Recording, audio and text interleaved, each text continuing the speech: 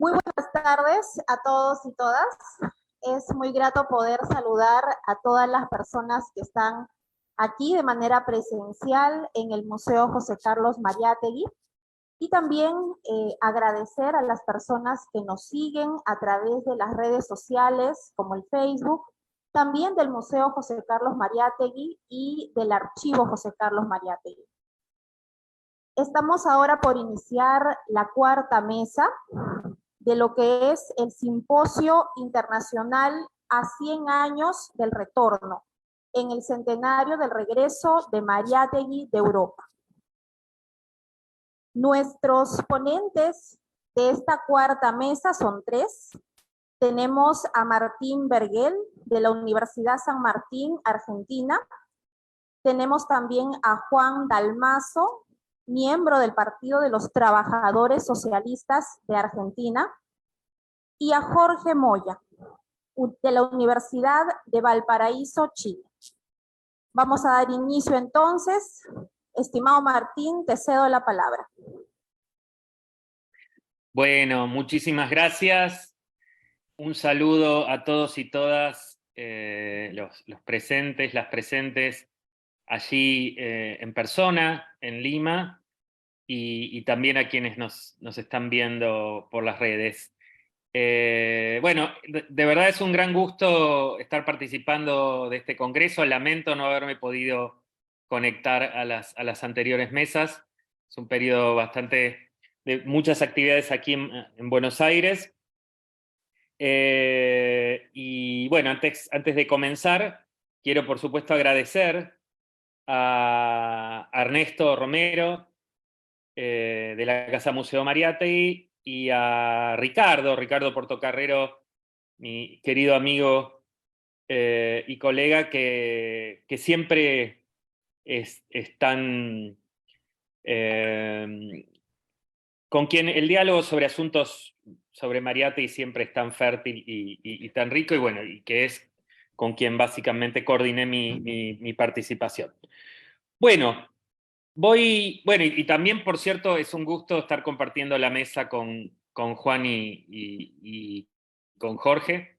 Así que bueno, pero como no hay tanto tiempo, voy directo a mi presentación. Mi presentación lleva por título José Carlos Mariátegui, primer intérprete del fascismo en América Latina. Y en realidad, desde su propio título, que es una reelaboración de un trabajo anterior que yo tengo sobre Mariátegui como intérprete del fascismo, ya desde su propio título algunos habrán advertido que hay una referencia al famoso artículo de Antonio Melis, de fines de la década del 60, Mariátegui, primer marxista de América, ¿no? Publicado primero en italiano y de inmediato traducido en la revista Casa de las Américas de Cuba.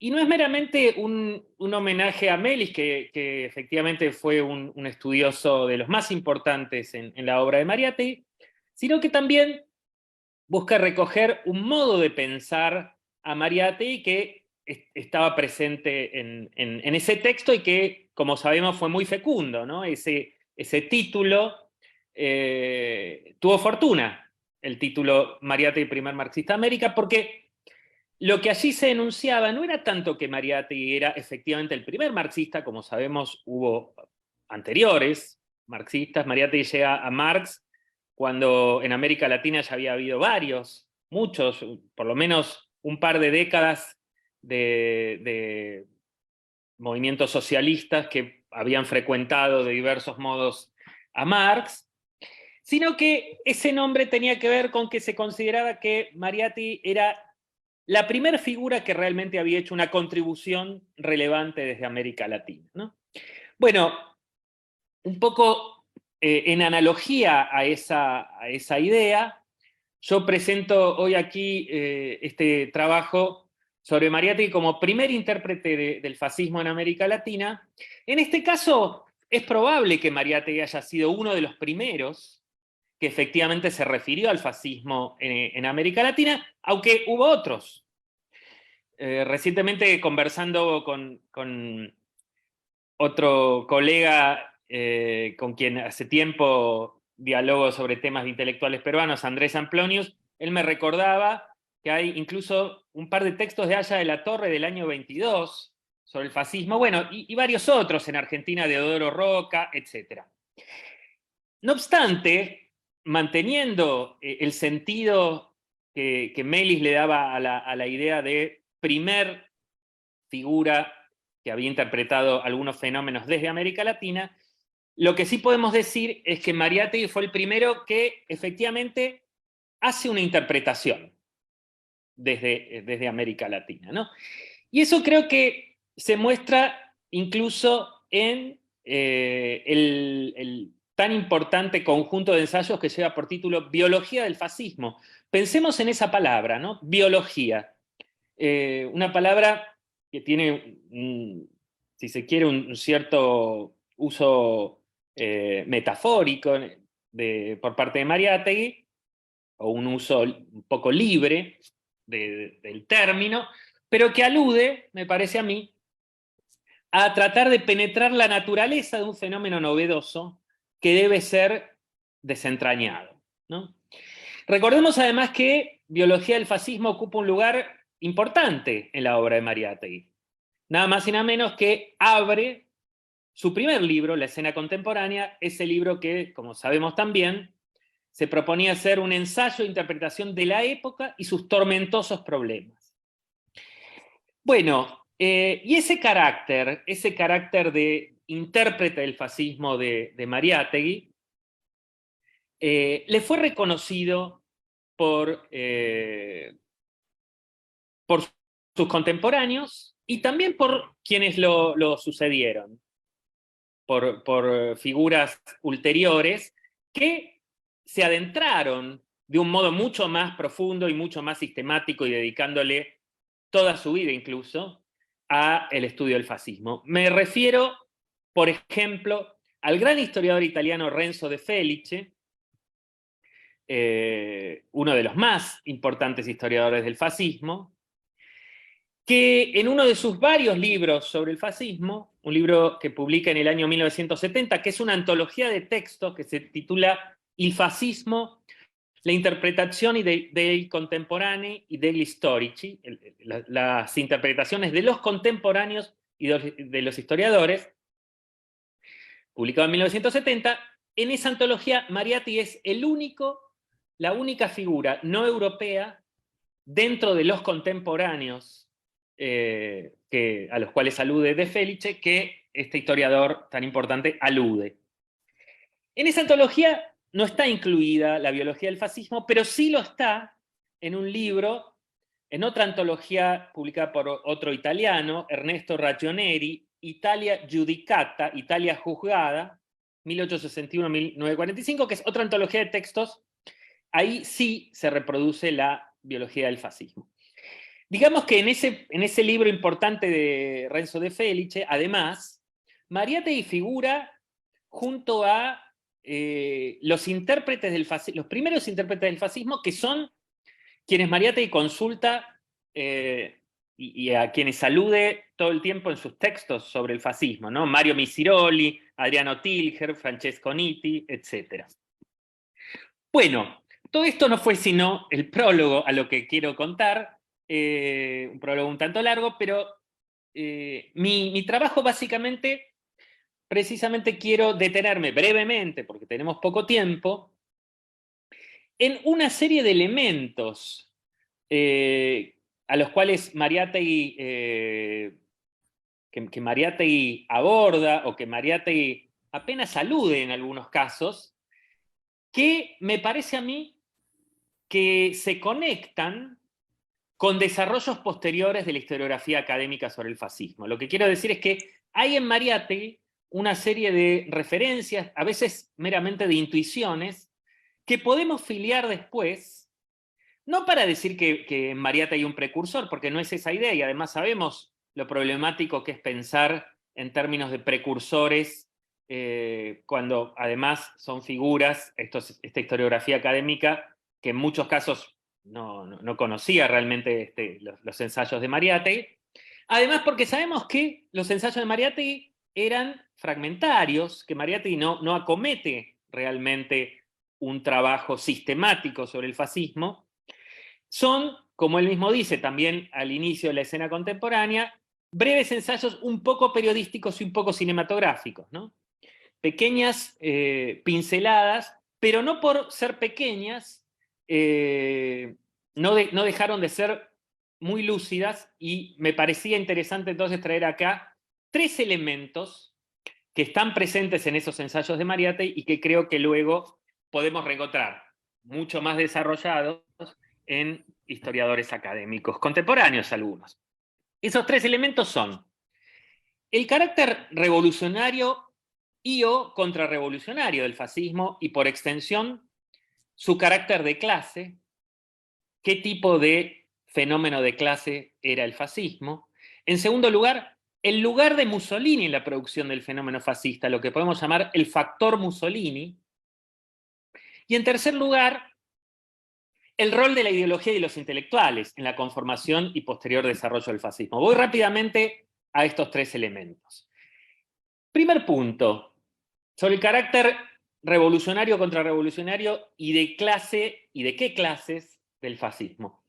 Enzo Traverso, el historiador italiano, pero que ha desarrollado su carrera fundamentalmente en Francia, en uno de sus varios fascinantes libros sobre estos temas, La historia como campo de batalla, tiene un ensayo precisamente sobre la historiografía reciente sobre el fascismo, y en particular sobre 3 historiadores muy importantes: George Mosse, el israelí Seb Sternhell y Emilio Gentile.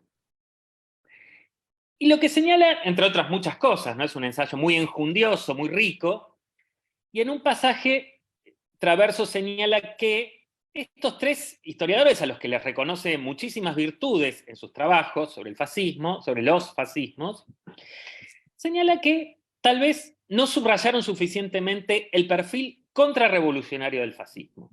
Lo cito a Traverso.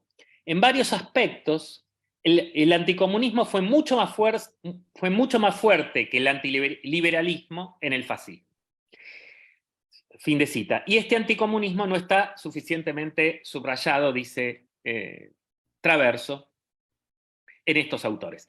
Lo interesante es que Mariátegui, que como sabemos buscó calibrar en muchos momentos de sus ensayos el carácter moderno o reaccionario o retardatario de las derechas de su tiempo, de los fascismos, pero no solo de los fascismos.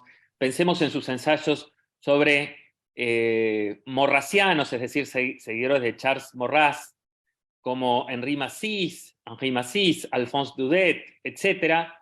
Esas figuras que él llamó especímenes de la reacción, bueno, donde más claramente Mariátegui ubicaba elementos contradictorios, en la medida en que eran figuras que, por ejemplo, Daudet, se querían separar del siglo XIX. Mariátegui cita esa frase de Daudet sobre el estúpido siglo XIX, y al mismo tiempo no dejaban de evocar con nostalgia incluso la Edad Media, ¿no?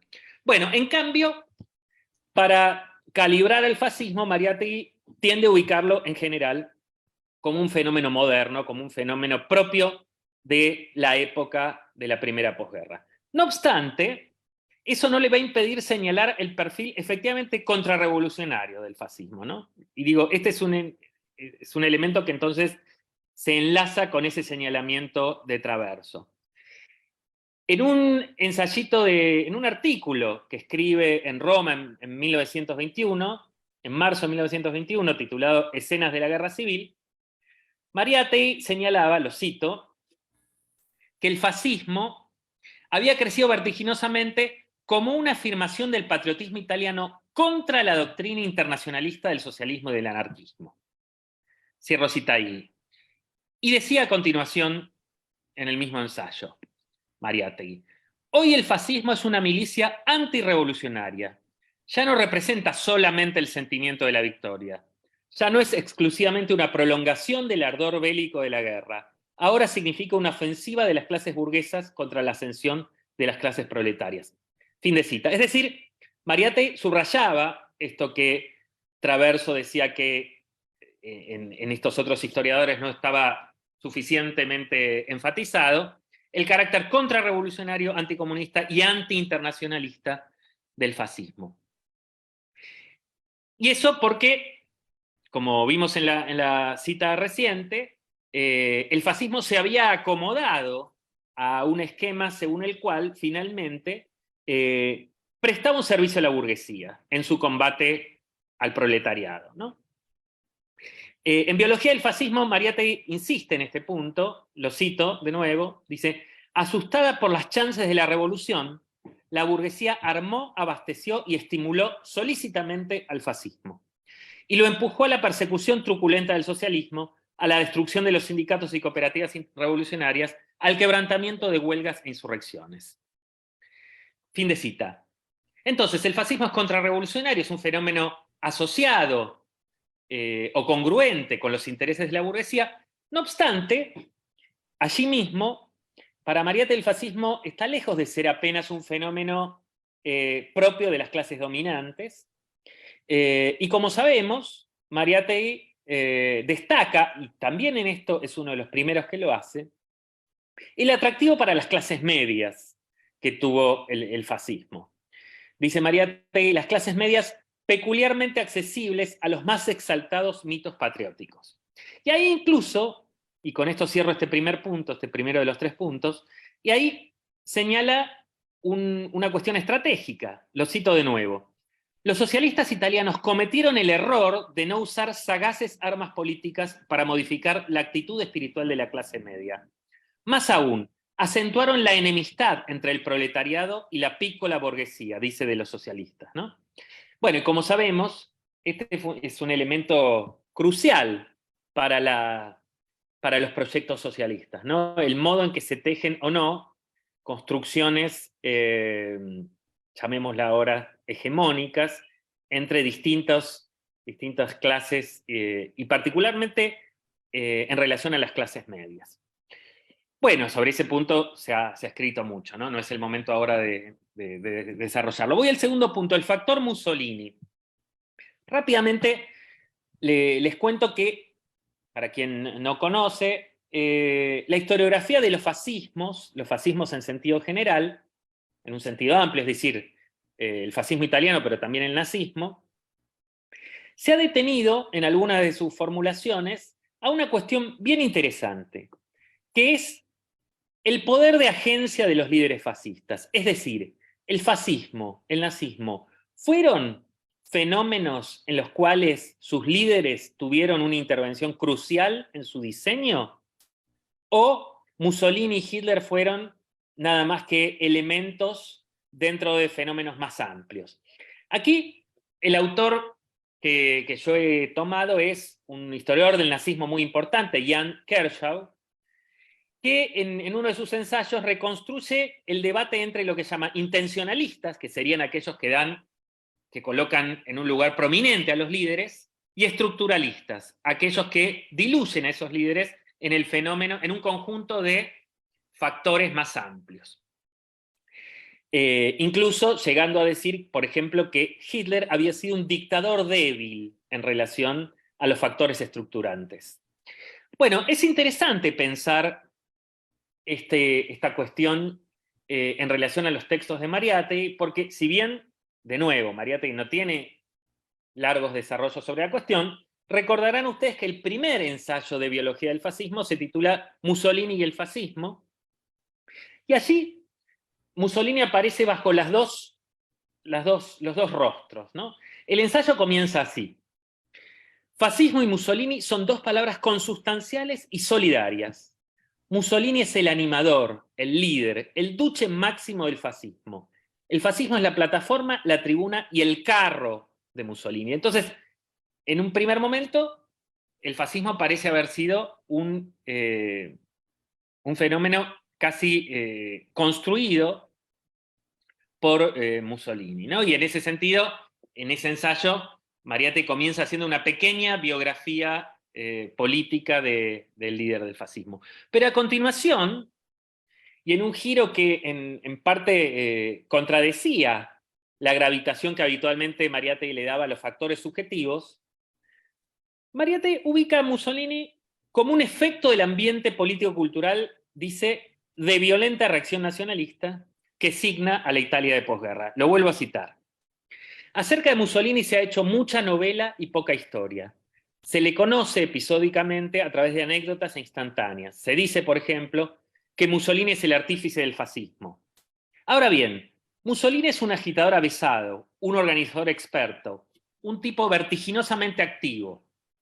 Su actividad, su dinamismo, su tesón influyeron vastamente en el fenómeno fascista, pero no fue su creador, no fue su artífice.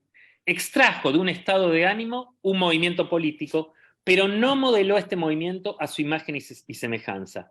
Mussolini no dio un espíritu, un programa al fascismo. Al contrario, el fascismo dio su espíritu a Mussolini. Su consustanciación, su identificación ideológica con los fascistas obligó a Mussolini a exonerarse, a purgarse de sus últimos residuos socialistas. Mussolini necesitó asimilar, absorber el antisocialismo, el chauvinismo de la clase media para encuadrar y organizar a esta en las filas de los fascidi di combattimento.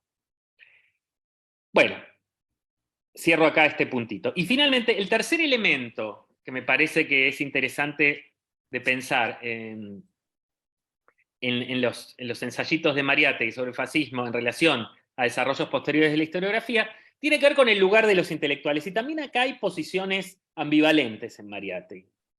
Por un lado, en Biología del Fascismo, en uno de sus ensayos, Mariátegui comenzaba diciendo, lo vuelvo a citar, el fascismo conquistó, al mismo tiempo que el gobierno y la ciudad eterna, a la mayoría de los intelectuales. Y ahí mencionaba a Giovanni Gentile, a Pirandello, etcétera, etcétera. Y aunque estas eran figuras que se habían adherido recientemente, decía, citando a Adriano Tilger, que desde 1905 el ambiente cultural italiano había sido preparado por muchos intelectuales y en particular señalaba uno que, como sabemos, le resultaba muy subyugante, que era Gabriele D'Annunzio, el poeta Gabriele D'Annunzio. Bueno, me salté una cita para ir más rápido, pero Mariátegui dice que la Italia de la preguerra es una Italia saturada de danuncianismo y que tanto los danuncianos y D'Annunzio como los futuristas habían sido intelectuales que habían tenido que ver con la conformación de esa atmósfera. Y entonces, me parece interesante pensarlo desde ahí, porque desde ese ángulo Mariátegui estaría cerca de la perspectiva del historiador israelí Zev Stergel, el autor de El nacimiento de la ideología fascista, que efectivamente ve en los intelectuales conservadores primero y nacionalistas y futuristas y finalmente fascistas después, figuras de peso en la conformación de la cultura fascista, en la elaboración de una ideología antiliberal y antiilustrada que se teje en Europa desde los comienzos del siglo XX. Pero después, de nuevo, Mariátegui vuelve en otro lugar, a relativizar este poder de los intelectuales, incluso a decir que los intelectuales no fueron realmente relevantes en la conformación de la cultura fascista, que debe entenderse, vuelvo a citarlo, antes que como un fenómeno político, como un fenómeno espiritual, y sobre todo como una reacción de la Italia vencedora de Vittorio Veneto contra la política de desvalorización de esa victoria y sus consecuencias, etc. Y termina diciendo que el fascismo puede ser entendido mejor, más que como un programa, porque en tanto programa era bastante heteróclito, dice, como un misticismo reaccionario y nacionalista. Y acordaba con el filósofo Giovanni Gentile en que el fascismo era ante todo una religión. Y acá hay un último puntito que me parece interesante, que es pensar ese señalamiento de Mariátegui en relación a algunos trabajos no de Giovanni Gentile, el filósofo fascista, sino del historiador contemporáneo, Emilio Gentile, que tiene trabajos muy interesantes sobre el carácter sacro y el carácter de los rituales del fascismo. Por ejemplo, en Il culto del Litorio, un libro de Emilio Gentile. Bueno, termino, disculpen la extensión, señalando simplemente una cosita más. Recorrí muy brevemente estos tres elementos, pero me parece que hay, más allá de estos elementos y de otros que pueden apuntarse, una posición de enunciación general de Mariátegui en relación al fascismo que me parece bien interesante marcar, que tiene que ver con la genuina curiosidad que tiene por el fascismo, ¿no? Al punto que yo diría, y así lo escribí en una versión anterior de este trabajo, que su pesquisa tiene momentos de ser una pesquisa casi etnográfica. En el sentido, hay uno de los artículos de Mariátegui en Italia que se titula algo así como ¿qué es el fascismo y qué quiere ser? Donde incluso da la voz a entrevista a figuras del fascismo, tratando realmente de entender de qué se trata ese fascismo. Como sabemos, esa curiosidad de Mariátegui tenía que ver, por un lado, con su formación como periodista, pero también con el lugar que le daba a los fenómenos nuevos, a los fenómenos emergentes, a los fenómenos que o que eran expresión de la época, esa nueva época de la primera posguerra. Y me parece, y con esto sí termino, que esa actitud, esa postura de curiosidad y de preguntarse genuinamente cuál es la naturaleza de un fenómeno, me parece que es una posición fértil hoy en día para tratar de entender el fenómeno tan acuciante y tan complicado de las nuevas derechas de nuestro tiempo. Muchas gracias. Muchas gracias, Martín. Por favor, aplausos para él. Gracias por compartirnos tu ponencia, Mariátegui, primer intérprete del fascismo en América. Para quienes no conocen a Martín, él es investigador independiente del CONICET, es profesor también de Historia de América Latina Contemporánea en la Universidad de San Martín y también en la Universidad de Buenos Aires, entre otros. Muchas gracias, Martín. Vamos a continuar ahora sin antes recordarles que pueden ir anotando sus preguntas, las personas que tengan de repente algo que consultarle. Vamos a continuar ahora con Juan Dalmazo. ¿Me escuchas, Juan? Sí, te escucho bien. ¿Vos me escuchás?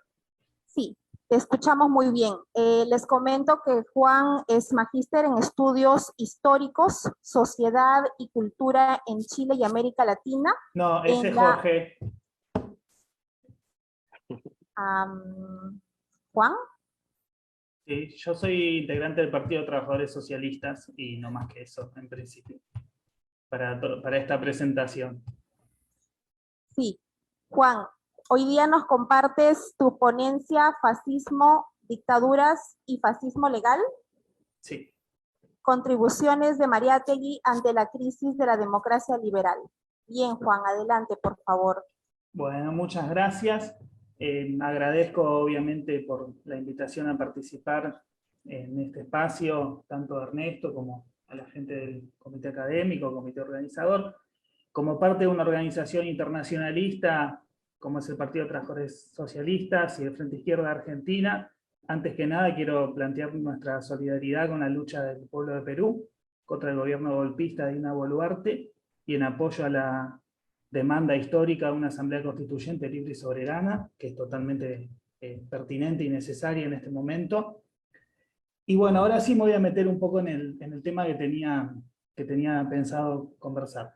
Primero que todo, este tema del análisis del fascismo por Mariátegui, del que Martín planteó varias cuestiones en las que me voy a apoyar para no repetir cosas, es un tema de mucha actualidad por lo último que decía Martín en su intervención, por la crisis que hay hoy de la democracia liberal en un contexto de desprestigio del neoliberalismo y surgimiento de extremas derechas que quizás no se puedan catalogar directamente como fascistas en el sentido más estricto y clásico del término, pero que recogen o que tienen ciertas afiliaciones con este tipo de fenómenos, ¿no? Entonces, el pensamiento de Mariátegui, con sus propias distinciones sobre lo que es específicamente el fascismo, lo que son las dictaduras tradicionales burocrático-militares, y esta categoría medio híbrida de fascismo legal a la que me voy a referir después, aporta conceptualmente para analizar estos problemas, y este es el otro aspecto que quería plantear a modo de introducción, que es que si bien Mariátegui suele no exagerar el alcance teórico de sus propias reflexiones, por aquello de la mirada entre periodista periodística y cinematográfica que comentaba Martín, que está en la presentación de la escena contemporánea, es un pensador que tiene alcance teórico en las cosas que ha reflexionado y que ha escrito, más allá de que puedan ser incluso artículos muy cortitos o centrados en cuestiones coyunturales, ¿no? Y creo que particularmente en el tema del fascismo es muy pertinente considerar este problema, ¿no? De la profundidad teórica del pensamiento de Mariátegui, porque es un tema que en el contexto del debate del internacional comunista, en el que Mariátegui a su manera está inserto, es un tema que no ha sido del todo bien tratado, o por lo menos no ha sido tratado de manera homogénea, ¿verdad? Yo quería, antes de analizar un poquito las elaboraciones de Mariátegui, comentar un poco este contexto del internacional comunista que me parece importante.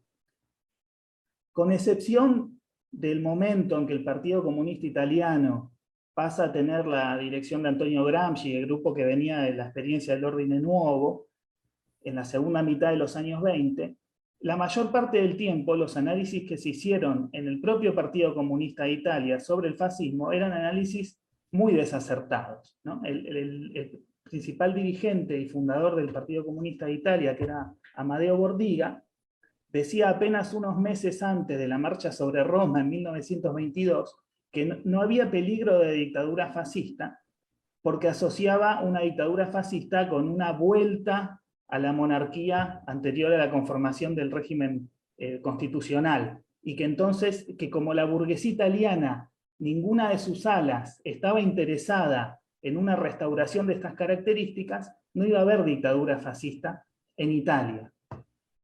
Bueno, evidentemente eso no era así, ¿no? Pero incluso hasta 1924, por ejemplo, en el quinto Congreso del Internacional Comunista, Amadeo Bordiga hace el informe sobre la situación italiana y el fascismo, y dice que el fascismo no aportó nada nuevo a la política burguesa en Italia, solamente un poco de espíritu de disciplina, ¿sí? Bueno, estos análisis, que eran realmente muy, muy desafortunados, fueron revertidos, especialmente se podría pensar en un trabajo como las tesis de Lyon, de 1926, de Gramsci, pero en la propia Internacional Comunista de alguna manera fueron retomados este tipo de análisis a fines de los años 20, cuando se le decía fascismo a cualquier forma de reacción burguesa o de posición de derecha o conservadora en general, en lo que se conoce como el tercer período del Internacional Comunista, donde incluso se llegó a decir que los socialdemócratas también eran fascistas, ¿no? Entonces, el uso descontrolado del término fascismo no empezó en los años recientes, sino que ya existía en las propias épocas del Internacional Comunista, no solamente utilizado de esta forma por los estalinistas, que eran especialmente inconsistentes conceptual y teóricamente, sino también por gente que era opositora al estalinismo, como puede ser el caso de Amadeo Bordiga. Entonces ahí me parece que tomar un poco este contexto, que bueno, lo puedo mencionar solo superficialmente, porque si no tendría que dedicar toda la intervención a esto, me parece que le da también valor al análisis que hace Mariátegui, que aparte lo hace sin estar en ningún partido ni nada en ese momento, es decir, es un observador inteligente que se encuentra con algo nuevo y dice, bueno, a ver, ¿en qué consiste este fenómeno? Entonces yo, para caracterizar un poco las lecturas de Mariátegui sobre el fascismo, quería tomar tres cuestiones, o dos cuestiones que después remiten a otras. La primera es su análisis del fascismo como fenómeno social y político.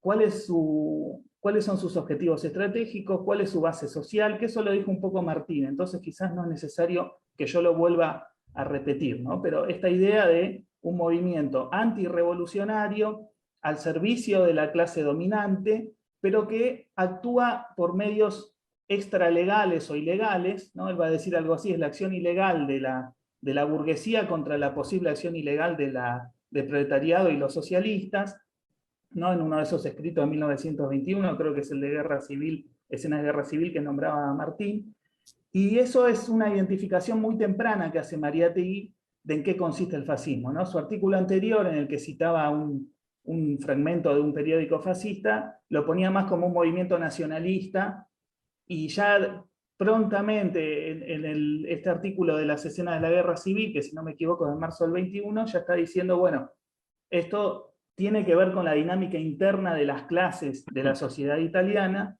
y es un movimiento de acción contrarrevolucionaria extra legal, extra parlamentaria contra la lucha de la clase obrera. Pero bueno, esto lo planteó Martín muy bien, así que no me voy a detener, solamente lo menciono porque es parte de la estructura de lo que quería plantear, y me parece que el otro aspecto muy importante, que son cosas vinculadas pero que se pueden diferenciar, es la cuestión de el régimen político y la reconfiguración de la forma del Estado que implica el fascismo. Es decir, hay un análisis como movimiento cuando no está en el Estado, y después como en qué medida el fascismo desde el poder del Estado busca construir un régimen, busca un régimen específico, distinto de la democracia liberal, y busca en función de eso cambiar la forma del Estado sin que deje de ser un Estado burgués, ¿no? Y esto sí está relacionado con dos cuestiones más que me parecen importantes, que son cuál es la duración del fascismo en la mirada de Mariátegui, que es un tema en el que va teniendo ciertas oscilaciones en los análisis, que tienen que ver también con las crisis que va teniendo, o las idas y vueltas que va teniendo el fascismo en relación con las masas y en relación con el sistema político. Y en función de eso, ¿qué vinculación tiene el fascismo con el liberalismo?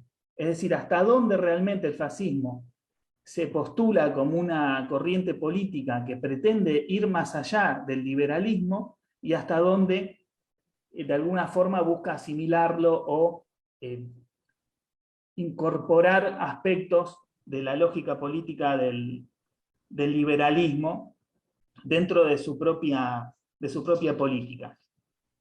Bueno, en relación a estas dos cuestiones, la duración y la relación con el liberalismo, yo me quería detener en dos momentos muy específicos. Uno es en 1924, cuando Mariátegui analiza la conformación de las listas para las elecciones. Espérenme que tengo apuntes por todos lados, les pido que me tengan un poquito de paciencia, lo estoy buscando acá. Y el artículo de Mariátegui se llama Las elecciones italianas y la decadencia del liberalismo, del 12 de abril del 24. Entonces él comienza en este artículo analizando cómo la mayoría de los liberales de alguna forma han hecho acuerdos o se han integrado en las listas fascistas, pero después termina, o sea, es toda una acusación al liberalismo por su capitulación ante el fascismo, pero después Mariátegui da vuelta la crítica y dice que en realidad los fascistas terminan ellos capitulando frente al liberalismo, ¿no? Entonces, leo un pedacito muy cortito nada más. Dice, los fascistas que en sus días de ardimiento demagógico proclamaban su propósito de desalojar radicalmente del gobierno a los políticos del antiguo régimen, no se atreven ahora a prescindir de su colaboración. Acontece a este respecto en Italia algo de lo que acontece en España, que esto es importante porque Mariátegui siempre diferencia, ¿no?, el fascismo de Primo de Rivera, que bueno, no me voy a meter en eso, pero sí me parece que es interesante señalar en este momento cómo él ve que el discurso del fascismo, de que iba a generar una forma estatal que iba a ir más allá de la democracia liberal, es medio un engaño o se demostró que no era cierto, ¿no? Entonces dice, la lista vencedora es una lista ministerial, pero no es íntegramente una lista fascista. Bueno, ahí dice, el fascismo no es una doctrina, es un movimiento. Por más esfuerzos que ha hecho, no ha conseguido trazarse un programa ni una vía netamente fascistas. Y termina señalando que, dice, la dictadura de Mussolini, estruendosa, retórica, olímpica y danunciana en sus orígenes, como conviene en esta época tempestuosa, acabará por contentarse con las modestas proporciones de una dictadura burocrática, ¿no? Este me parece un momento importante del análisis de Mariátegui, porque ve que, digamos, la originalidad del fascismo, según el propio discurso del fascismo, no es tal, ¿no? Entonces, aparentaba que iba a venir a ser un régimen nuevo, pero va a terminar como una dictadura burocrático-militar tradicional, ¿no? Ese era un momento que me parece importante, y para después compararlo con las cuestiones que se plantean en biología del fascismo. El otro momento que me parece importante también para destacar de los análisis de Mariátegui, y aclaro que esto puede ser arbitrario, o sea, no es lo único que habría que considerar, pero para tratar de no hacer muy larga la intervención, es todo el análisis que hace Mariátegui sobre la crisis producto del asesinato de Giacomo Matteotti, ¿no? El dirigente socialista que es asesinado por los fascistas, y que, bueno, en ese momento también el Partido Comunista de Italia, ya bajo la dirección de Antonio Gramsci, considera que el fascismo realmente tiene una crisis política. Hay sectores de las capas medias que antes lo apoyaban de manera fanática, que ahora pasan a tener dudas o incluso a la oposición, y bueno, se ve como el peor momento del fascismo a través de esa crisis que se genera en el asesinato de Matteotti.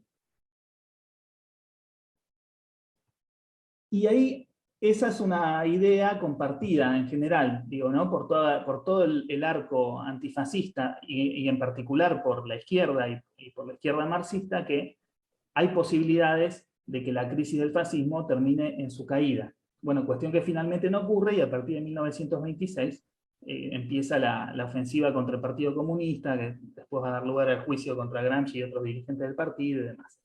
Ahora bien, lo que yo quiero señalar acá es que, a través de los análisis de coyunturas, Mariátegui va acercándose, y a veces viendo que el fascismo es más débil o que es más fuerte, va acercándose una mirada más de conjunto de lo que implica como fenómeno político estatal. Y en biología del fascismo, ya en la escena contemporánea, su mirada está mucho más robusta, tiene una visión más de conjunto, y plantea claramente que el fascismo se propone reformar sustancialmente el Estatuto de Italia, ¿no? Entonces hay un avance progresivo de los análisis de Mariátegui que van llegando a la comprensión de que el fascismo pretende, desde el Estado, constituir un régimen distinto, que no es una dictadura cualquiera que temporalmente va a suspender algunas libertades, pero después volvemos a la democracia liberal como estaba antes, sino que es algo nuevo, algo distinto y que tiene otros objetivos. Esto, bueno, me parece que es importante y que sirve también para pensar hoy, cuando se discute qué corrientes son fascistas, neofascistas y todo eso, considerar también este aspecto. Ahora, lo que me parece interesante señalar acá, y que también puede ser una cierta contradicción en el propio pensamiento de Mariátegui, que es que él es muy cuidadoso en no atribuir las características del fascismo a cualquier dictadura. Si uno analiza los escritos del período, él habla de Hungría, habla de Bulgaria, ¿no? De todos los procesos políticos de los Balcanes, habla de España, que no me voy a meter mucho para no pisarme seguramente con lo que va a plantear Jorge después, ¿no? Pero analiza también la dictadura de Primo de Rivera. Pero a todos esos habla de Portugal. Hay un chiste por ahí en unos artículos que dice, uno de mis amigos me dice, ¿para qué le das tanta importancia a la política internacional si siempre dicen lo mismo, que hubo un golpe militar en Portugal? Entonces él dice, bueno, algo de esto es cierto, pero bueno, analiza también los golpes militares en Portugal en términos distintos del fascismo. Lo ve como dictaduras burocrático-militares tradicionales, como lo que se podría llamar bonapartismos, ¿no? Más parecido a los fenómenos bonapartistas del siglo XIX que estas cosas nuevas, estas dictaduras como fascistas del siglo XX, ¿no? Ahora bien, no obstante eso, en sus análisis sobre la crisis de la democracia francesa, que son correlativos a la crisis del sistema parlamentario en Alemania durante la segunda mitad de los años 20, que no me voy a meter en detalle porque si no se hace eterna mi intervención, Mariátegui acuña esta categoría del fascismo legal para estudiar la figura del ministro Tardieu, que en un momento llega a ser el primer ministro y el ministro del Interior al mismo tiempo, ¿no?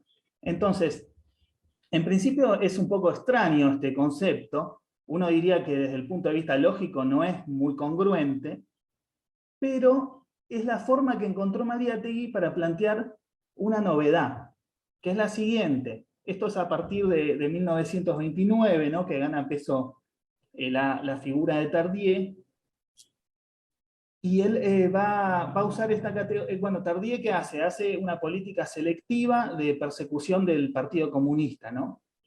Que casualmente en ese momento el Partido Comunista estaba en una orientación más bien ultraizquierdista, propia de la retórica esta que comentaba yo al principio del tercer período, entonces también estaba muy expuesto, ¿no? A la represión estatal. Y Tardieu dice, se presenta después de varios años de crisis ministeriales, donde todos los gobiernos son más o menos interinos porque no logran hacer mayorías suficientes para gobernar con estabilidad. Tardieu aparece como el hombre fuerte que dice, bueno, yo voy a poner en caja a los comunistas y voy a traer orden, ¿no? Entonces Mariátegui dice, bueno, esto es el fascismo legal, ¿no? Y, a ver si me permiten, acá tengo una pequeña cita, donde él dice, acá está, a ver, perdónenme, acá.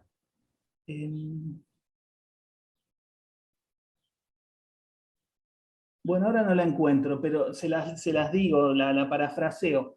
Él dice algo así como que el fascismo al estilo italiano nunca aprendió en Francia, porque Francia es un país más legalista y formalista, pero que sí hay un fascismo legal, utilizando esta expresión, en el cual la policía hace las mismas acciones que en Italia hacían los camisas negras, ¿no? Contra los comunistas.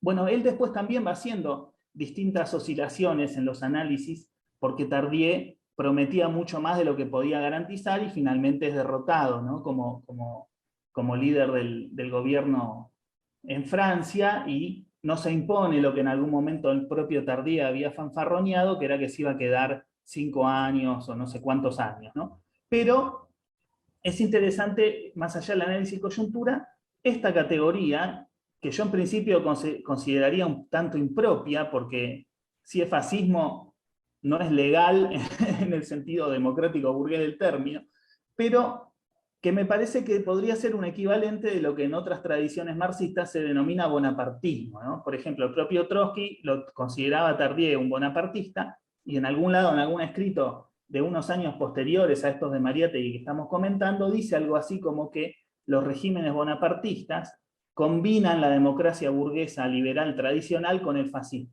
¿no? Entonces, ¿en qué sentido? O sea, en el sentido de que hay, sin salir del régimen liberal, hay un refuerzo de la autoridad estatal y de las funciones represivas a un nivel distinto de lo que es su ejercicio normal, ¿verdad? Entonces, bueno, me parece que esa reflexión de Mariátegui sobre el problema de cómo en determinados estados donde se mantiene la democracia liberal, pero se apela a una represión selectiva de la clase trabajadora y de los sectores más combativos, que eso se puede denominar con una categoría especial o viendo que implica una combinación de la dominación política tradicional a través del régimen parlamentario con elementos de un régimen más autoritario, es una contribución importante. Quizás yo hoy por hoy no utilizaría el mismo concepto de fascismo legal, me parece que en el contexto de un uso demasiado amplio del término fascismo como hay en la actualidad, quizás no sería lo mejor, pero sí es importante para considerar este problema, que es un problema que ocurre en todo el siglo XX, que es la crisis de la democracia liberal tradicional y el desarrollo de formas bonapartistas, fascistas, formas intermedias entre todos esos modelos, es decir, que no existe más la democracia parlamentaria tradicional como existía en el siglo XIX, ¿no? Y que eso me parece que es un fenómeno que es de todo el siglo XX y que en la actualidad, ante la crisis de los sistemas de representación tradicional, vuelve a existir como problema y es importante discutir. Bueno, creo que me quedó alguna cosa sin nombrar, pero tengo miedo de haberme pasado en el tiempo, así que voy a terminar acá. Muchísimas gracias. Fuertes aplausos, por favor.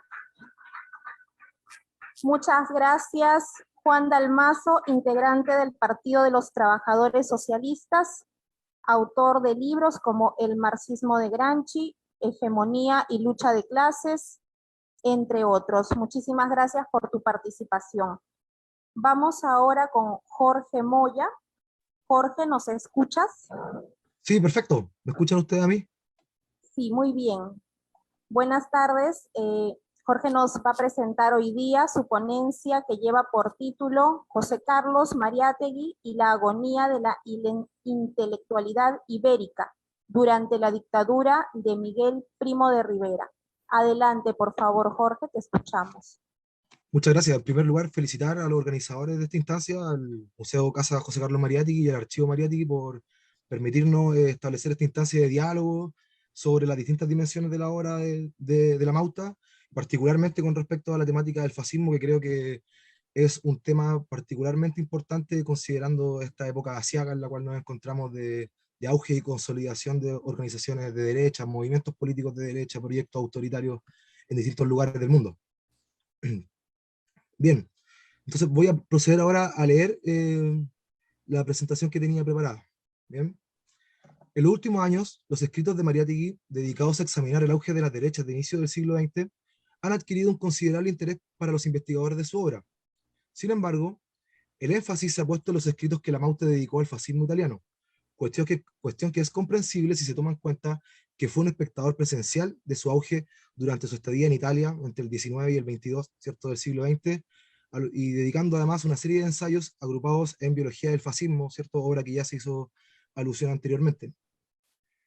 En esa línea pensamos que resulta importante también relevar el interés que tuvo por otras experiencias de corte reaccionario, los llamados especímenes del fascismo, como lo llamaba Mariátegui, dentro de los cuales se encuentra también el movimiento español de juntas militares que desembocó luego en la dictadura del general Miguel Primo de Rivera. Con respecto a esto, cabe mencionar que son abundantes los ensayos y los comentarios que dan cuenta del seguimiento pormenorizado que Mariátegui realizó de la evolución de la dictadura primo-riverista, los cuales vamos a analizar en esta presentación. Ahora, me gustaría advertir que esta es una primera aproximación a esta temática, no es en ningún caso un trabajo exhaustivo, sino que me gustaría abordar algunas dimensiones específicas de los análisis de Mariátegui, además que aquí no voy a comentar los textos que dedicó a la última etapa de la dictadura primo-riverista, es decir, la crisis ya y decadencia de este régimen. Para empezar, debemos señalar que para Mariátegui, la dictadura instaurada por Miguel Primo de Rivera en septiembre de 1923 formaba parte del proceso revolucionario general que experimentaba España a propósito del deterioro del sistema político democrático liberal de la Restauración, el cual se encontraba en un estado general de decadencia. El ensayo titulado El Directorio Español, aparecido en la Limeña Variedades en diciembre del mismo año, inicia trazando un panorama general del clima político y social de la España del periodo, de su sistema de partidos y el desarrollo de las organizaciones de la clase trabajadora. Y aquí cito a Mariátegui. En España existe desde hace varios años un estado revolucionario. Desde hace varios años se constata la descomposición del viejo régimen y se advierte el anquilosamiento de la burocrática y exangüe democracia nacional. El Parlamento, que en pueblos de más arraigada y honda democracia conserva todavía residuos de vitalidad, hacía tiempo que en España era un órgano entorpecido, atrofiado, impotente. El proletariado, que en otros pueblos europeos no vive ausente del Parlamento, en España tendía a recogerse y concentrarse agriamente bajo las banderas de un sindicalismo abstencionista y soreliano. España era el país de la acción directa. Los partidos españoles, a causa de su superada ideología y su antigua arquitectura, creían estar situados por encima de los intereses en contraste y de las clases en guerra. Consiguientemente, sus rasgos se vaciaban, se reducían. La lucha política se transformaba de lucha de partidos en lucha de categorías, de corporaciones, de sindicatos. El panorama político de España era un confuso y caótico panorama de escaramuzas entre las clases y las categorías sociales. Hasta aquí la cita de Mariátegui. Como se puede desprender del párrafo anterior, para Mariátegui, el agotamiento del sistema político español se expresaba en el débil desarrollo de los partidos, los cuales estaban lejos de constituir organizaciones de masas y reunían de articular una política clasista, manteniéndose en una lógica corporativista y gremial, de categorías y no de clases sociales, como señala, mientras que el proletariado, imbuido por el sindicalismo que levantaba las banderas de la acción directa de Sorel, se encontraba fuera del sistema parlamentario y no tenía una participación relevante en las estructuras de la política partidaria. Este marcado componente corporativista y gremial que caracterizaba, según Mariátegui, a la política española del periodo, también impregnaba al mundo militar. De aquí cito: los oficiales se organizaron en sindicatos, cual los patrones y cual los obreros, para defender sus intereses de corporación y de casta. Como expresión de aquello, destaca el predominio que tuvieron en este periodo las juntas militares, o también llamadas juntas de defensa. Estos verdaderos sindicatos armados tuvieron su auge después de 1917, canalizando el descontento militar frente al régimen parlamentario, asumiendo en algunas ocasiones un lenguaje regeneracionista. Actuaron derribando gobiernos, muchas veces con apoyo y complicidad del monarca Alfonso XIII. Desde la perspectiva de Mariátegui, las juntas militares serían una expresión más del debilitado Estado español y del estancamiento de su sistema político, subsumido en la lógica corporativa y de castas, que en el ejército se expresaba en una, como él define, cierto, hipertrofia de la burocracia militar, la cual provenía de las clases acomodadas y se sindicalizaba para presionar en favor de sus intereses corporativos. Y aquí cito a Mariátegui: la aparición de estas juntas fue una de las expresiones históricas más peculiares de la decadencia y la debilidad del régimen español. Esas juntas no habrían germinado nunca frente a un Estado vigoroso, pero en un periodo en que todas las categorías sociales libraban sus combates y pactaban sus treguas al margen del Estado, era fatal que la oficialidad se colocase igualmente sobre el terreno de la acción directa. Acontecía además que en España la oficialidad tenía típicos intereses gremiales. España es un país de industrialismo limitado, de agricultura feudal, de economía un tanto rezagada. El ejército absorbe por esto un número crecido de nobles y burgueses. Esta razón económica engendra, ¿cierto?, lo que decíamos antes, la hipertrofia de la burocracia militar. Esta aquí la cita de Mariátegui. Para el autor de los 7 ensayos, la asunción del directorio militar de Primo de Rivera se encontraba estrechamente ligada a la difusión de dicho movimiento de juntas, incentivado por el paupérrimo apoyo popular del sistema político bipartidista de la Restauración. Y aquí una cita de Mariátegui también. La continua capitulación del Estado, cada vez más flaco y anémico, generó en las juntas la voluntad de enseñorearse de él. El poder civil o las juntas militares debían, por tanto, sucumbir. Contra el poder civil conspiraba su falta de vitalidad, que se traducía en la falta de sugestión y de ascendiente sobre la muchedumbre. En favor de las juntas militares obraba, en cambio, la desorientación mental de la clase media, invenciblemente propensa a simpatizar con una insurrección que barriese el gobierno a la desacreditada y desvalorizada burocracia política. Las viejas y arteriosclerosas facciones liberales y conservadoras se alternaban en el gobierno, cada vez más acosadas y presionadas por la ofensiva sorda y clamorosa de las juntas. Hasta aquí la cita de Mariátegui. Por otro lado, el pensador peruano procede a comparar la dictadura española con el fascismo italiano, buscando extraer la sustancia común de ambos movimientos, concluyendo que éste residiría en su función eminentemente contrarrevolucionaria, factor que también mencionaban antes Martín y Juan, ¿cierto?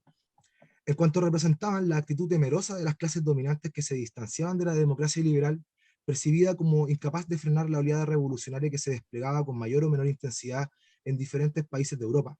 En esa línea, estableciendo un parangón entre el régimen fascista y el directorio primo-riverista, Mariátegui señala: uno y otro son regímenes de fuerza que desgarran la democracia para resistir más ágilmente el ataque de la revolución. Son la contraofensiva violenta y marcial de la idea conservadora que responde a la ofensiva tempestuosa de la idea revolucionaria. La democracia no se halla en crisis únicamente en España, se halla en crisis en Europa y en el mundo.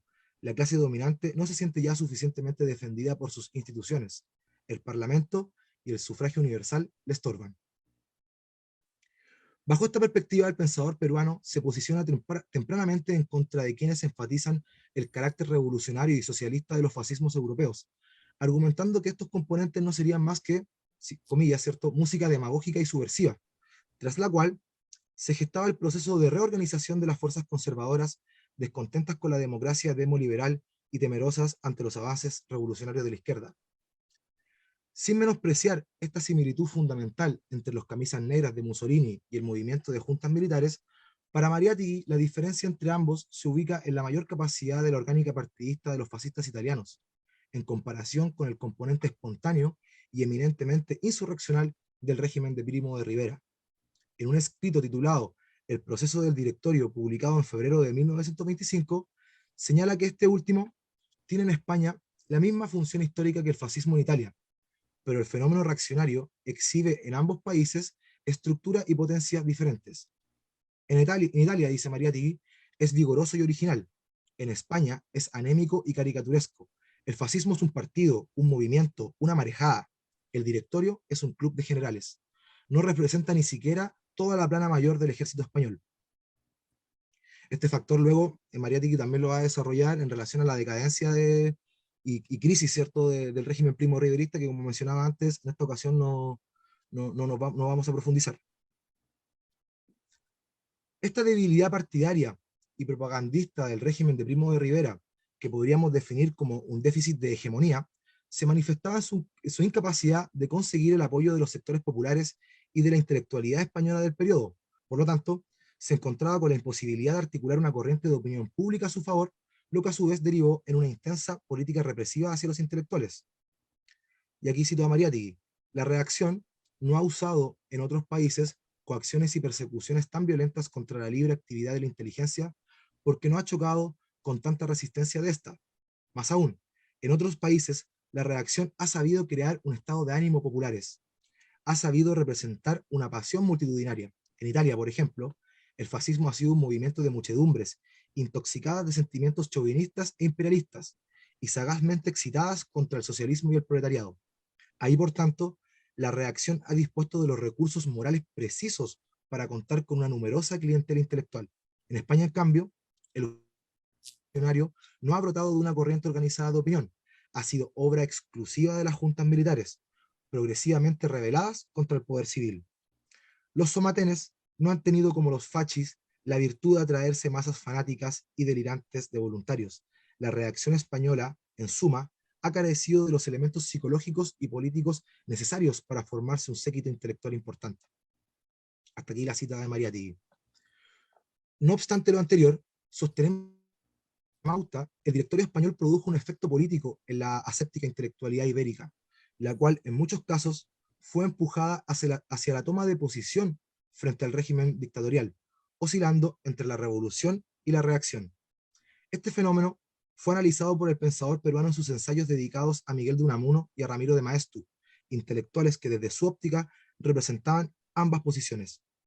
La elección de estos pensadores resulta particularmente relevante en cuanto ambos se encuentran dentro de los primeros españoles en utilizar el término intelectual como sustantivo, y por lo tanto son una referencia necesaria para la comprensión de la configuración del campo intelectual ibérico. Además, ambos formaron parte de la generación del 98, grupo de escritores que desplegaron su ánimo crítico y rechazo hacia el sistema parlamentario de la Restauración, teniendo como telón de fondo el llamado desastre, como se conoce, el conflicto bélico que llevó a la pérdida de las colonias ultramarinas de España contra Estados Unidos, ¿cierto? Cuba, Filipinas, entre otras. Esta intelectualidad finisecular compartía un desprecio generalizado por el sistema demoliberal ibérico, aunque fueron incapaces de articular un programa de transformaciones coherentes. Además de presentar el problema de sentirse en muchas oportunidades los representantes del pueblo, frente al cual se posicionaban con cierta superioridad y también con cierto desprecio. Esa es la tesis, ¿cierto?, de Santos Juliá con respecto a los intelectuales de la generación del 98, un texto breve pero muy interesante. En el artículo publicado originalmente en la revista limeña Variedades, el 28 de mayo de 1928, bajo el título Ramiro de Maeztu y la dictadura española, Mariátegui inicia su reflexión contrastando las posiciones de Unamuno y Maeztu. Y aquí cito a Mariátegui: el presente panorama intelectual de España principia en una agonía, la de Unamuno, y termina en otra agonía, la de Maeztu. La agonía de Unamuno es la agonía del liberalismo absoluto, último y robusto brote del terco individualismo íbero y de la tradición municipal española. La agonía de Maeztu es la agonía del liberalismo pragmatista, conclusión conservadora y declinante del espíritu protestante y de la cultura anglosajona. Mientras a Unamuno su don quijotismo lo empuja hacia la revolución, a Maeztu su criticismo lo empuja hacia la reacción.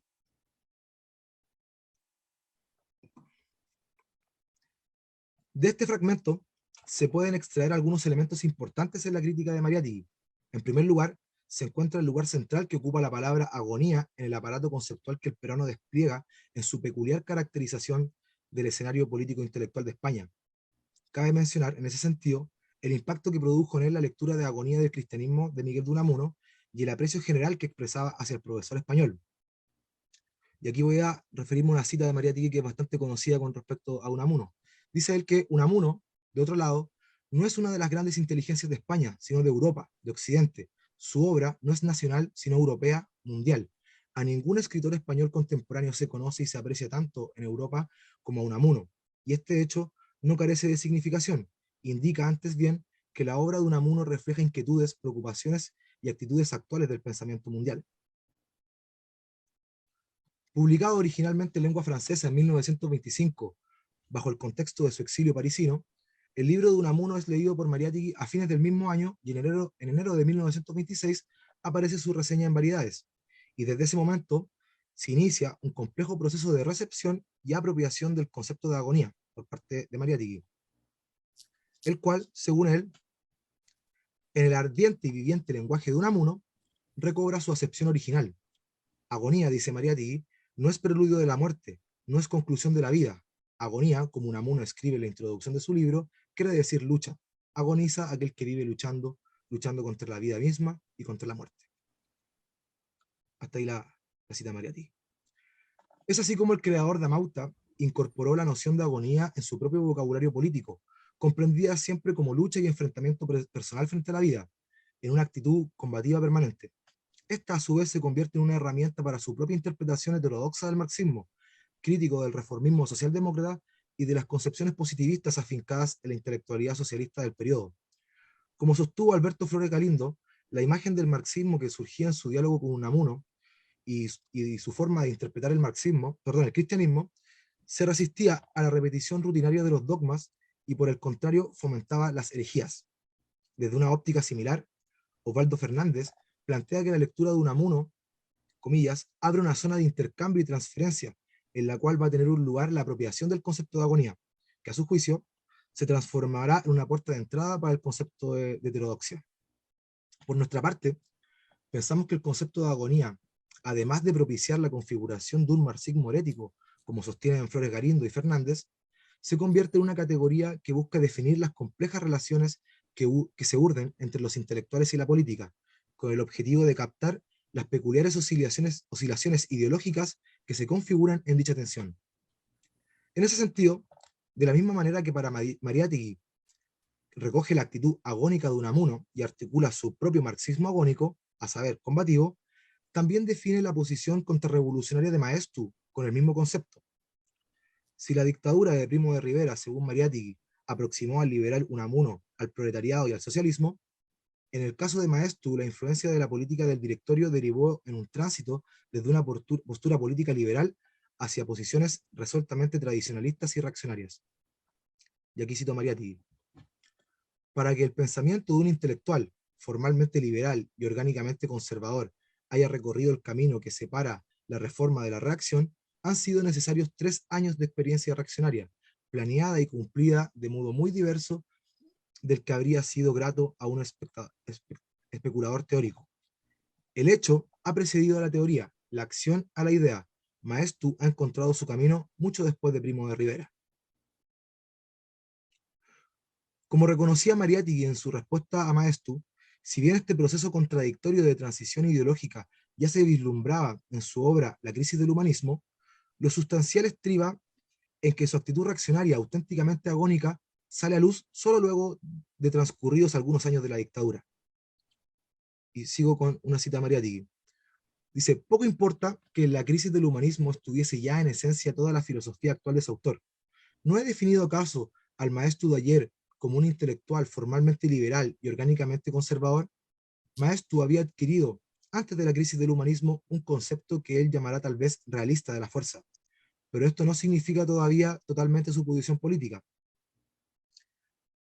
Hace solo 4 años, en artículos de El Sol, de los cuales recordaré precisamente uno titulado Reforma y Reacción, atribuía toda la responsabilidad del momento reaccionario que atravesaba Europa a la agitación revolucionaria que lo había antecedido.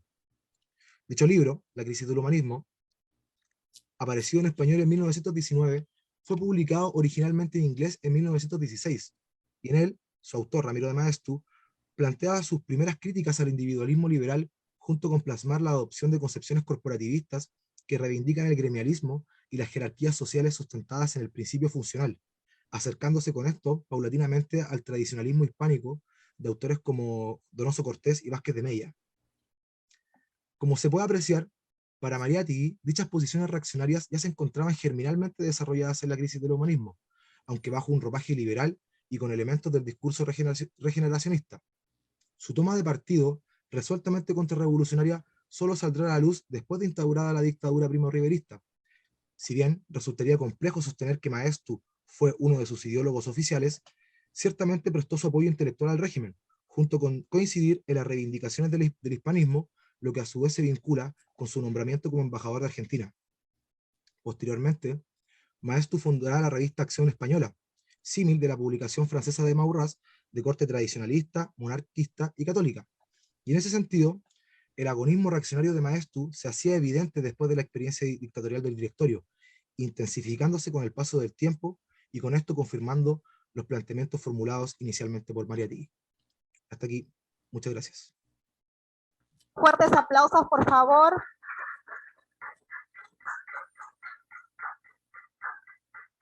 Muchas gracias a Jorge Moya, magíster en Estudios Históricos, Sociedad y Cultura en Chile y América Latina, de la Universidad de Valparaíso, integrante también del Centro de Estudios del Pensamiento Iberoamericano de la Universidad de Valparaíso. Esta tarde nos ha compartido su ponencia José Carlos Mariátegui y la agonía de la intelectualidad ibérica durante la dictadura de Miguel Primo de Rivera. Muchas gracias a los tres ponentes que nos han acompañado. Tenemos algunas preguntas del público. Por favor, si me hacen llegar la primera y a quién va dirigida.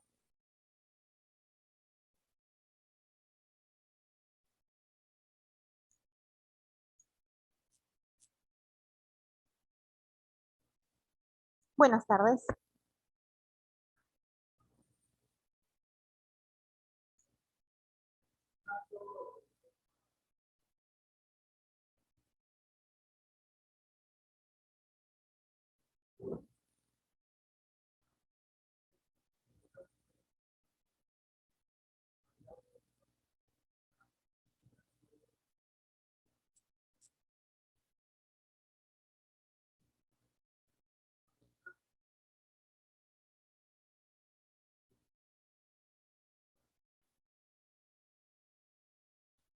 ¿La pregunta va para alguno de ellos en especial o deseas?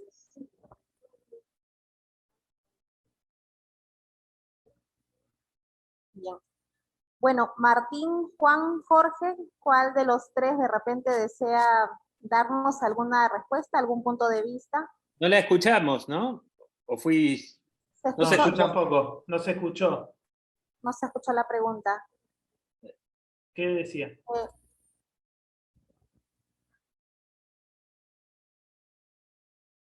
A ver, le vamos a pasar el micro, por favor, para que pueda hacer su pregunta.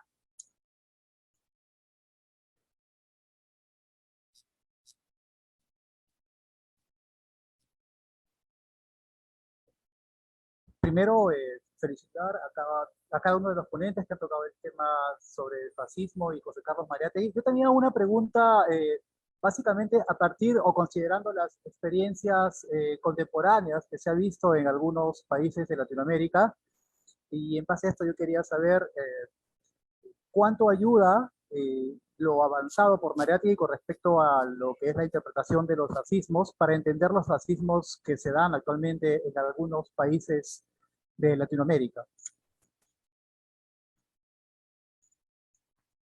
Ahora sí, hemos escuchado. ¿Se escuchó el audio? Confírmennos, por favor. Sí. Perfecto, muchas gracias. No sé cuál de los tres desean responder la pregunta. Martín. Bueno, algo breve porque seguramente todos tendremos algo tal vez para decir.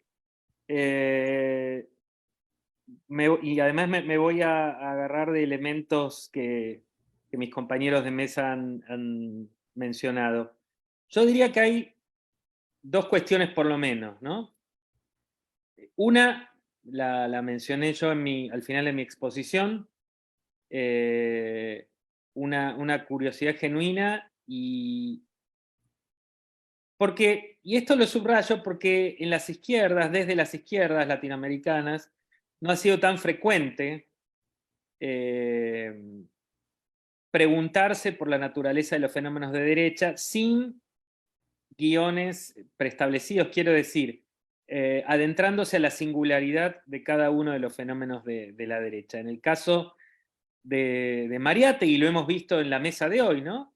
En las muy buenas ponencias de Juan y de Jorge, en Mariátegui hay un cuidado por caracterizar los distintos fenómenos de la derecha que tiene que ver con esto, yo lo llamaba así, ¿no? Con este espíritu etnográfico, es un modo de llamarlo, pero etnográfico en el caso por ahí de algunos de sus artículos en Italia, en los que se adentra con verdadera curiosidad como quien está ante un fenómeno cultural nuevo que debe ser estudiado con mucha cautela. Eso por un lado. Y por otro lado, pero en la misma dirección, me gustó mucho lo que decía Juan acerca de nosotros hoy contemporáneamente hay muchas discusiones sobre a qué fenómenos llamarlos fascismos y a qué no. Sin ir más lejos, recordemos el libro de precisamente Enzo Traverso, Las nuevas caras de la derecha, donde hay una discusión sobre cómo caracterizar a algunos fenómenos de las nuevas derechas. Traverso finalmente propone un fenómeno de transacción, que es un término de transacción, el concepto de posfascismo, donde entonces los fenómenos de derecha contemporánea añaden elementos nuevos, pero al mismo tiempo tienen otros que pueden ser filiados en otros de la tradición fascista, entonces hay una suerte de transacción. Pero bueno, lo que quería decir es que me agarro de este elemento de Juan acerca del cuidado en el uso de la noción de fascismo, ¿no? Me parece que ese es otro elemento. Entonces, curiosidad etnográfica y rigor conceptual, diría yo que son dos elementos que están presentes en los textos de Mariátegui y que nos pueden resultar útiles hoy en día para pensar a las nuevas derechas. Bien, muchísimas gracias Martín por tu participación, por responder la pregunta. No sé si en el público tenemos a alguien más que desea hacer alguna otra pregunta. Por favor, si se puede acercar. No sé si mis compañeros querían decir algo sobre esta pregunta, porque yo simplemente levanté la mano, pero tal vez querían decir algo sobre esa pregunta también. Yo diría algún renglón, aunque sea, si les parece. Hoy pensaba en este tema porque me imaginé obviamente que íbamos a charlar de esto, y está bien que así sea, porque bueno, el pensamiento de Mariátegui no es solamente para tenerlo en cuenta como algo del pasado, ¿no? Sino, y como el conjunto del marxismo del siglo XX, ¿no? Me parece que es importante para hacerlo operativo en la actualidad. Yo creo que hay, para equiparar fenómenos de las extremas derechas actuales, sea en América Latina o en otros países, con el fascismo histórico, hay una gran diferencia de contexto que tiene que ver con las características de la política de masas de ese momento y el actual. Nosotros hoy vivimos en una sociedad de masas y se sigue haciendo política de masas, pero se basa mucho más en la desmovilización que en la movilización. La política de masas desde las distintas corrientes de la burguesía. Por ejemplo, pensemos el caso del Frente Nacional en Francia, que ya de hecho no se llama más Frente Nacional. Y antes era una cosa, primero eran veteranos de Argelia, después eran skinhead y ahora es una mujer bien vestida. Escondieron a los skinhead porque quedaba horrible, o sea, parecía una patota en vez de un partido político, y se trata de presentar como algo civilizado, se presentan elecciones, adaptan su política, no dejan de ser antiinmigrantes, reaccionarios, todo lo que ya sabemos, racista, homofóbico, lo que quieran, pero en contra de todas las personas que merecen derechos, en contra de todas las minorías, en contra de todas las cosas que pueden ser buenas en la vida. Pero no se presenta como una organización fascista abiertamente. Yo creo que eso es una característica de la mayoría de las extremas derechas actuales. Y esto está relacionado con que la acción extralegal y la acción directa no es la principal política que llevan adelante, como sí fue el caso del fascismo. Digo, el caso de tanto el fascismo italiano como el fascismo alemán, porque más allá de que Hitler llegó al poder por elecciones, hay todo, si ustedes leen los artículos que escribió Hipólito Echevere, que es un compatriota nuestro de la izquierda argentina, y bueno, y internacional, ¿no? Porque anduvo en Francia, anduvo en varios lugares, él estuvo todos los meses previos en Berlín al ascenso de Hitler, y cuenta que vos estabas durmiendo a las 3 de la mañana y había una marcha de la SA golpeando las botas en el empedrado. En cualquier momento aparecían marchas masivas, ocuparon los bares a los que iban los obreros, a los golpes, es decir, hay toda una acción callejera extralegal muy fuerte a la que se subordina lo que sería la política dentro del régimen, vamos a decir. Yo creo que eso hoy por hoy, si bien, por ejemplo, en casos como el de Estados Unidos, que andan los tipos con camionetas y metralletas y esas cosas en ciudades medianas o ciudades pequeñas del interior, es más bien excepcional. No quiero decir con esto que son democráticos, que no son de derecha o que no son reaccionarios estos fenómenos, pero sí que me parece difícil caracterizarlos exactamente de fascistas por estas dos cuestiones, ¿no? Son extremas derechas que incluso en algunos casos ideológicamente son más de derecha que el fascismo italiano, por ejemplo todos estos grupos de ultraderecha de Estados Unidos, pero que no son, me parece a mí, movimientos que se puedan caracterizar como movimientos fascistas en el sentido de una movilización sistemática de la pequeña burguesía mediante métodos contrarrevolucionarios, ¿no? Y después, cuando acceden al poder, como fue el caso de Bolsonaro, más que hacer un régimen fascista, lo que intenta hacer es como un régimen bonapartista, ¿sí? Hacer dentro, sin salirse de la democracia burguesa formal 100%, hacen una serie de cosas como un régimen especial para que Lula no se pueda presentar de candidato, pero eso lo hicieron antes, de hecho. O sea, el golpe institucional en Brasil empezó en 2016, y esos supuestamente no eran fascistas los que hicieron eso. Bueno, democráticos no eran tampoco, ¿no? Pero bueno, ahí está esa ambigüedad, donde me parece que hay estas extremas derechas nuevas, utilizan los mecanismos de la democracia liberal para hacer política, y en ese sentido, sin dejar de ser derechas, sin dejar de ser extremas, ni nada por el estilo, cuando llegan al poder, más bien son más parecidas a regímenes bonapartistas, que incluso pueden no ser directamente dictaduras burocrático-militares, como las que vio Mariátegui en su momento, correlativas con el fascismo, pero que intentan, de alguna forma, establecer un régimen más autoritario, ¿no? Entonces yo creo que para mí lo de Mariátegui, además de la curiosidad que decía Martín, me parece importante tomarlo como referencia para analizar con la cabeza fría, porque es medio un lugar común decir si todo es fascismo, nada es fascismo. No, ni todo es fascismo, ni nada es fascismo. O sea, hay que ir viendo cuáles son los fenómenos. Yo particularmente veo difícil, por ejemplo, decir que el bolsonarismo es un movimiento fascista. En el sentido estricto del término, no quiero decir que sea un movimiento democrático o progresista o nada por el estilo, se imaginarán, ¿no? Pero lo mismo Bukele y otro tipo de personajes. Sí me parece que desde el punto de vista de la movilización de sectores de las capas medias de manera sistemática con objetivos reaccionarios, cosas como las milicias esas yanquis que están armadas hasta los dientes, las podríamos ver más en esa tónica. Y bueno, y después se abre una discusión más propiamente de estrategia, más allá de cómo los caracterizamos, porque en muchos casos hay sectores de las izquierdas que dicen, bueno, como esto es un fascismo, hay que hacer un frente popular para enfrentarlo de todos los que somos demócratas.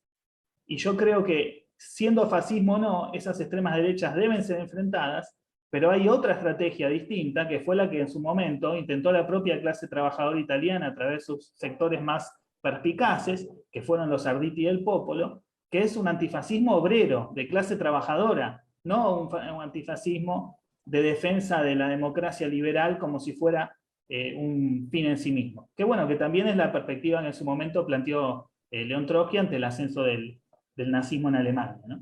Bueno, eso nada más. Muchas gracias, Juan. Vamos a continuar con la Yo rueda de también quería hacer un preguntas, breve por comentario, favor. no sé si podía hacer un breve comentario con Sí, respecto a... adelante, por favor, adelante. Bueno, en primer lugar, coincido con lo que planteaban anteriormente Martín y Juan. Me gustaría referirme con respecto a específicamente el tema de las derechas españolas y su influjo en América Latina. Yo diría que hay una presencia constante de la idea del insurreccionalismo de las juntas militares en las derechas latinoamericanas durante el siglo XX. Este fenómeno es evidente, bien, la influencia de este insurreccionalismo en las dictaduras militares o los intentos de golpe de Estado que se dieron en América Latina, en Chile particularmente, y también las ideas hispanistas, ¿no? Que también están muy presentes en las derechas latinoamericanas. El texto que escribe Maestu después, ¿cierto?, de los análisis de Manetti y defensa del hispanismo, que va a ser muy leído por las derechas chilenas, latinoamericanas en general también. Y pienso que eso también tiene su actualidad en la medida que uno ve, por ejemplo, estas propuestas de unión entre los partidos y movimientos de derecha de América Latina con los de España, ¿no? Este intento de alianza internacional que está haciendo actualmente Vox con el Partido Republicano de Chile, con los bolsonaristas y otros, ¿no? Entonces, creo que sí, en ese sentido hay muchas cosas interesantes que nos pueden ser útiles en la actualidad. Muchas gracias, Jorge. A continuación, una pregunta más del público. Por favor, si se puede acercar.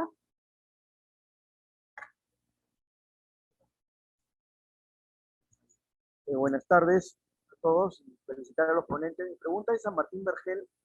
Él explicaba un poco cuando Mariátegui escribió sobre Mussolini y el origen del fascismo, ¿no? Como que decía Mariátegui en un momento que el fascismo es, que Mussolini origina el fascismo, pero en otro momento dice en realidad el fascismo es el que hace surgir a Mussolini, ¿no? Como que hay una contradicción. Yo no sé si puedes ampliar más esa visión porque creo que es bastante peculiar, ¿no? Gracias.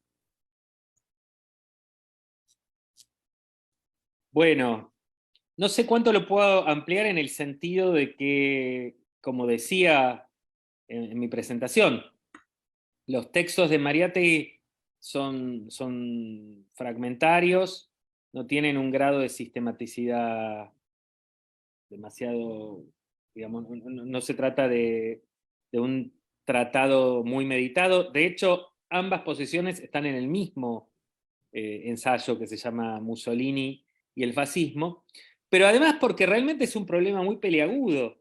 Yo apenas lo esbocé, pero entre los historiadores no hay un consenso acerca del peso efectivo del factor Hitler, por ejemplo, ¿no?